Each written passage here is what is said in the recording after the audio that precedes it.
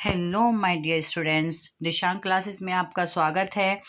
जो स्टूडेंट्स 2022 की UP TGT और पीजीटी इंग्लिश की तैयारी कर रहे हैं और पहली बार एग्ज़ाम देंगे, साथ ही जो बच्चे 2016 और 2021 के एग्ज़ाम को दे चुके हैं लेकिन सिलेक्शन नहीं हो पाया है, उनके लिए ये वीडियो बहुत इम्पोर्टेंट होने जा रही है।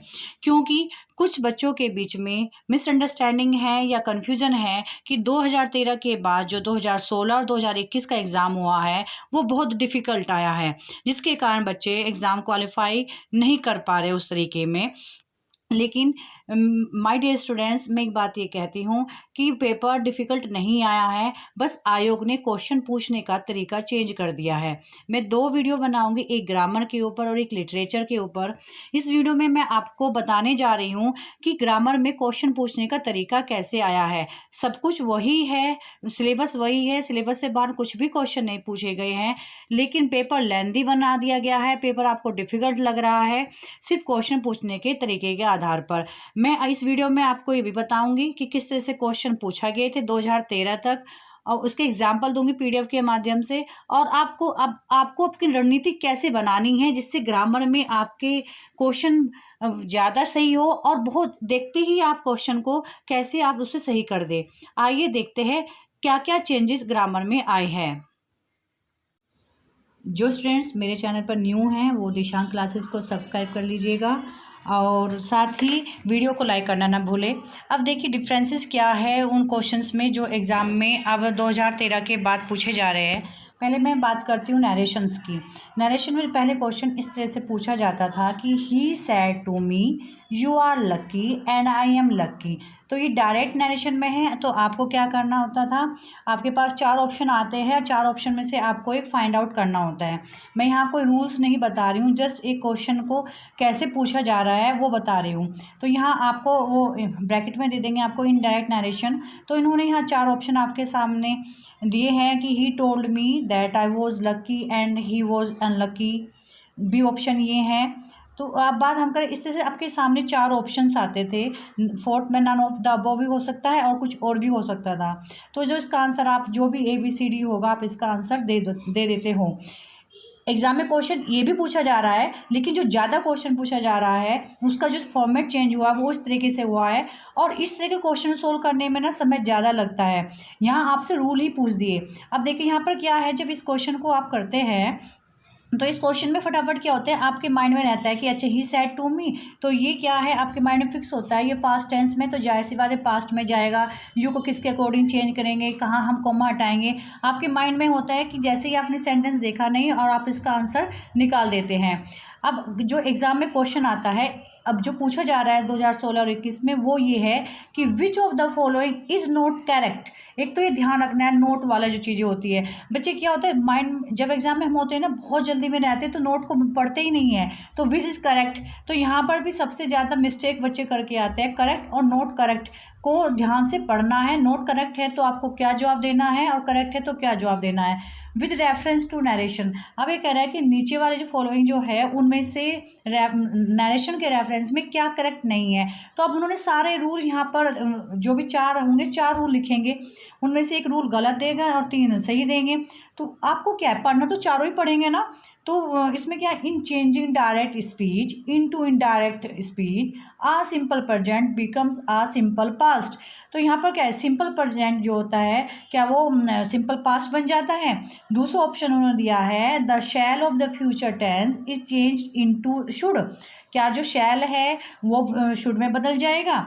तीसरा ऑप्शन उन्होंने दिया है कि the will of the future tense is change into shall and should, क्या विल जो है वो शैल या शुड में बदलेगा। और फोर्थ नंबर है the pronouns of the direct speech are change where necessary. तो अब आप चूँकि जाहिर सी बात है आप TGT PGT तैयारी कर रहे हैं तो नरेशन के रूल आपको याद ही होंगे। तो आप ये रूल आपको याद है, बढ़ते ही आपको जो थर्ड नंबर था आपने निकाल दिया होगा कि ये ऐसा नहीं होता कि विल का वुड होता है, विल का शैल या शुड नहीं होता है। लेकिन इसमें क्या है, डिफ़िकल्ट पेपर क्यों हो गया, क्योंकि आपको एक एक लाइन पढ़नी पड़ रही है, चारों पढ़ रही है, देखनी पड़ रही है, इसमें टाइम कंज्यूमिंग ज़्यादा होता है और आपको क्या है चारों को पढ़ के आना होता है। अगर आप 2016 का पेपर उठाकर देखो और 2016 2016 से पहले 2013 के पेपर उठा कर देखो तो आपको क्लियर हो जाएगा। जो बच्चे फर्स्ट टाइम एग्ज़ाम देने जा रहे हैं वो उससे तो मेरे बिल्कुल सजेशन है कि आप जो सोल्व पेपर है वो ज़रूर निकालें। इससे आपको ये पता चल जाता है कि एग्ज़ाम में पेपर किस तरह से पूछा जाता है और जो मैं बता रही हूँ वो सही है या नहीं आपको खुद कंफर्म कर लेंगे इस चीज़ के लिए। ये 2016 में पूछा वाला क्वेश्चन है। अब बात करते हैं, इसी तरह से एक और क्वेश्चन दे रही हूँ मैं, ये भी एग्जाम में पूछा गया 2016 की ही। Which of the following rules is not correct with reference to narration. अब यहाँ क्या है, नॉट करेक्ट, यहाँ भी नॉट करेक्ट पूछा है। तो 4 ऑप्शन आपके सामने दे दिए कि when the reporting is in the past tense all present tenses of the direct are change into the corresponding past tenses. Second है, if the reporting verb is in the present tense the tense of the direct speech do not change. Third number है, C option है आपका, the pronouns of the direct speech are change where necessary. तो same वही process यहाँ पर है जो पहले वाला था। तो आप आंसर जो भी इसका होगा आप दे देंगे। तो इस तरह से एग्जाम में क्वेश्चन पूछे जा रहे हैं। और एक और मैं बात बता दूँ, एक दूसरी वीडियो आप देखना जरूर ना भूलें, जो मैं लिटरेचर से रिलेटेड बताऊंगी या एक कंपैरिजन आपको बताऊंगी कि 2013 तक एग्ज़ाम में क्वेश्चन किस तरह से पूछे गए थे, 2016 और 21 में किस पोर्शन से क्या ज़्यादा क्वेश्चन पूछे जा रहे हैं। तो वो वीडियो भी आप जरूर देखें जिससे आपको एक आइडिया हो जाएगा कि पेपर में आप क्या क्या चेंजेस आ रहे हैं। अब बात देखें हम, which of the following statement is not correct with reference to English grammar. अब यहाँ इंग्लिश ग्रामर की बात कर रहा है यहाँ पर। तो जो इंग्लिश ग्रामर से रिलेटेड कुछ भी वो रूल यहाँ पर देंगे आपके सामने, तो वो रूल आपको क्या है इसमें से फाइंड आउट करने हैं। और इससे पहले एग्जाम में क्वेश्चन क्या आते हैं कि एक लाइन दी और उसमें से एरर फाइंड आउट करा रहा है, या एक सेंटेंस को पढ़ते आपको पता चल जाता था कि इस सेंटेंस में यहाँ प्रॉब्लम है, आप सिर्फ उस सेंटेंस को देखते थे कि ये करेक्ट है तो आप उसे निकाल लेते थे। लेकिन यहाँ आपको चारों ही चीज़ें पढ़नी पड़ेगी। Case is a modification of the noun to distinguish its relation to other words. Case होते हैं, आप ग्रामर पढ़ रहे हैं तो आपको जानकारी होगी, नहीं होगी तो केस के लिए अलग से जो वीडियो बनेगी तो क्लियर हो जाएगा आपको। बी है, nominative case has no relationship with a finite verb. Third दिया इन्होंने, पजेसिव केस डिनोट्स पोजेशन और ओनरशिप। फोर्थ नंबर है, objective case denotes a direct object of a transitive verb और the direct object of a preposition. यानी जो grammar के rule है उन्होंने 2-3 केस से रिलेटेड रूल उठाया उन्होंने, और उसमें से क्या गलत है या क्या सही है आपसे पूछा है। पहले ऐसा क्वेश्चन नहीं आता था, 2013 तक ऐसा कोई क्वेश्चन नहीं पूछा गया है। 16 और 21 में इस तरह से क्वेश्चन पूछे जा रहे हैं।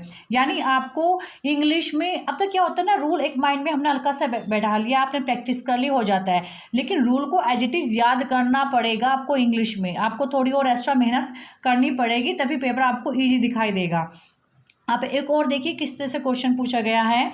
In the expression teaching is a science the underline word is. तो अंडरलाइन वर्ड क्या है यहाँ पर, टीचिंग है। तो टीचिंग यहाँ पर क्या है, वर्बल नाउन है या एब्स्ट्रैक्ट नाउन है, कॉन्क्रीट नाउन है या नन ऑफ द अबो है। तो आप जानते ही है ये कौन सा नाउन है, वर्बल नाउन है। तो यहाँ पर इस तरह से आपको क्या करेगा कि आपको एक सेंटेंस दिया और उसमें उसका पार्ट भी पूछा कि क्या है, ये टाइप्स ऑफ नाउन पूछ लिया है आपसे यहाँ। तो खाली आप ऐसे नहीं सेंटेंस में लगाकर देख सकते, आपको उनके नाम भी याद करने पड़ेंगे।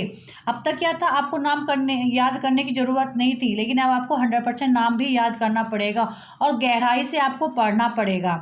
क्योंकि ये आप देखिए ना, वर्बल नाउन जो होता है वो जेरेंडल नाउन होता है, as you know very well. नहीं जानते हैं तो इसके ऊपर भी वीडियो बनेगी, तब आप अच्छे से समझ सकते हैं। Which statement is not correct with reference to primary auxiliary. अब यहाँ प्राइमरी ऑक्सिलरी से रिलेटेड क्वेश्चन पूछा गया था 2016 में ही। तो यहाँ पर भी इसी तरह से, अब मैं पूरा डिटेल में नहीं पढ़ूंगी, 4 आपको ऑप्शन दे दिए जाएंगे। और इसमें अब देखो क्या है, हर एक ऑप्शन 2-2, 3-3 लाइन का है, 2 लाइन 3 लाइन, तो इन्हें पढ़ने में टाइम लगता है और बार बार एक ही वर्ड रिपीट होता है ना। प्राइमरी ऑक्सिलरी में भी use as a finite verb, फिर दूसरे में भी सेम वही पढ़ोगे आप। तो हल्का फुल्का नोट या यस, इस तरह कुछ हल्के से जो वर्ड्स होते हैं उन पर आपको बार बार फोकस करना होता है। तो जब फोकस करोगे तो टाइम वेस्ट जरूर होता है। और इस क्यों टाइम वेस्ट होता है, क्योंकि आप इन चीज़ों को पहले से नहीं पढ़ पा रहे थे, पहले इनको याद नहीं कर रहे थे, इसलिए पेपर डिफिकल्ट दिखाई देता है। अब बात करते हैं, विच of the following is an example of indirect personal pronoun. Reflexive. अब क्या है यहाँ पर पर्सनल प्रोनाउन जो रिफ्लेक्सिव है उनके बारे में पूछ लिया, तो यहाँ पर आपको 4 ऑप्शन दिए, तो आप उनमें से एक ऑप्शन निकालोगे। तो यानी ग्रामर के अंदर से भी क्वेश्चन पूछे जा रहे हैं। अभी देखिए बिल्कुल बहुत आसान क्वेश्चन पूछा गया था 2016 के पेपर में कि विच of the following expression correct, your sincerely, यानी जो आप लेटर या एप्लीकेशन लिखते हो तो उसके बाद में जो वर्ड होता है your sincerely, your sincerely, yours, your. अब देखो बिल्कुल बोलने में तो एक ही बात है ना, योर्स, ये भी योर्स पढ़ेंगे और योर्स पढ़ेंगे। कोमे का यहाँ पर कोमा का अंतर है, लेकिन क्या सही है, एग्जाम में इतनी इजी है। यानी जिन चीज़ों को मेरी एक स्टूडेंट थी वो इस क्वेश्चन को गलत करके आई, मतलब एग्जाम में इतना प्रेशर था कि वो योर्स और योर्स इन दोनों में कंफ्यूज हो गई, वो इसको टिक करके आ गई है। तो इस चीज़ का ध्यान रखेंगे कि आपको करना किस तरह से है। जो चीज़ आपकी पढ़ी हुई भी है उसको एक बार दोबारा से अच्छे से पढ़ना है, क्योंकि कहते हैं ना कुछ चीज़ें हम आंखों से याद करते हैं, कुछ चीज़ें हम कानों से याद करते हैं। तो वही बात है कि हम पढ़ते रहते हैं योर सिंसियरली, और वो माइंड में तब ध्यान नहीं रहा कि वहाँ कॉमा नहीं लगेगा, योर्स लगेगा। ये भी रूल है, पढ़ेंगे तब पता चलेगा। अब बात करते हैं पंक्चुएट द फॉलोइंग सेंटेंसेस। अब ये क्वेश्चन मैंने पंक्चुएशन से लिया है। अब तक जो पंक्चुएशन का क्वेश्चन आता था वो इस तरह से आता था कि पंक्चुएट द फॉलोइंग सेंटेंस। तो यहाँ पर आपको एक सेंटेंस दिया लंबा चौड़ा और इसमें मिस्टेक होती थी, आपको सही करके उसको जो 4 ऑप्शन होते थे उनमें से आपको छांटना था। इस तरह से आते थे छांटे हुए। लेकिन अब क्वेश्चन कैसे आ रहा है कि with reference to the use of punctuation marks which of the following statement is not correct. यहाँ क्या करना है, करेक्ट नहीं है। एक तो जो लैंग्वेज है ना नॉट करेक्ट, इसे जरूर ध्यान रखना, मतलब ये बच्चों को बहुत कंफ्यूज करती है। मैं कई बार वीडियो में ही बता चुकी हूँ कि not correct, correct, false, not false और नॉट ट्रू। जो इन नॉट ट्रू, भाई आप ट्रू कह दो, लेकिन नॉट ट्रू आप फॉल्स भी तो कह सकते हो, नॉट करेक्ट की जगह आप यहाँ रॉन्ग भी तो कह सकते हो। लेकिन एक क्या होता है कि हमारे माइंड इस तरह से होता है कि हम करेक्ट पर ध्यान देंगे, नोट पे नहीं देंगे। तो कई बच्चे क्वेश्चन इसी वजह से, कई स्टूडेंट से मेरी बात हुई है, तो कई बच्चे इस तरह से क्वेश्चन गलत करके आते हैं, सीधे करेक्ट पर ध्यान दिया, नोट पर ध्यान नहीं दिया है। अगर भी यहाँ रॉन्ग लिख दे तो ईजी आप क्वेश्चन रॉन्ग ही ढूंढोगे, लेकिन करेक्ट ढूंढने पर आप करेक्ट ढूंढ रहे हैं, ना कि नोट करेक्ट। तो इस चीज़ का आप ध्यान देंगे। तो यहाँ पर आप इसके रूल आप पढ़ोगे, रूल रिवाइज करोगे, तब आप इसका आंसर दोगे। A dash is never use to show a sudden change in thought. Dash का रिलेटेड यहाँ पर रूल पूछा उन्होंने, अब जो सही होगा वो आप उसका जवाब देंगे। इस तरह से एग्जाम में क्वेश्चन आप पूछा जा रहा है नरेशन का, पंक्चुएशन का। तो पंक्चुएशन के सारे रूल आपको पढ़ने पड़ेंगे। एक ध्यान रखो, कोमा सबसे जगह यूज़ किया जाता है। कोमा को तो आप बार बार पढ़ेंगे, डैश को पढ़ेंगे, बहुत सारे रूल है कोमा के। मैंने एक वीडियो बनाई है 10th क्लास तक के लिए, पंक्चुएशन का यूज कहाँ होते हैं। जो बिल्कुल स्टार्टिंग कर रहे हैं बच्चे, आप उस वीडियो को देख सकते हैं। और उसके बाद वो बिल्कुल मैंने हिंदी में समझाया अच्छे से, लेकिन चूंकि एग्जाम में आपका इंग्लिश में ही आने वाला है तो उसके लिए वीडियो डिटेल में अलग से बनेगी, लेकिन आप उसे देख सकते हो। माय डियर स्टूडेंट्स, ये कुछ मैंने एग्जाम्पल लिए थे आपके सामने कि एग्जाम में क्वेश्चन किस तरह से पूछे जा रहे हैं। अगर आपको कोई कन्फ्यूज़न है आप मुझे कमेंट बॉक्स में कमेंट करके बता सकते हैं, और आप अपनी अकॉर्डिंग कोई प्रॉब्लम आ रही किसी टॉपिक में, उस पर वीडियो के लिए बोल सकते हैं।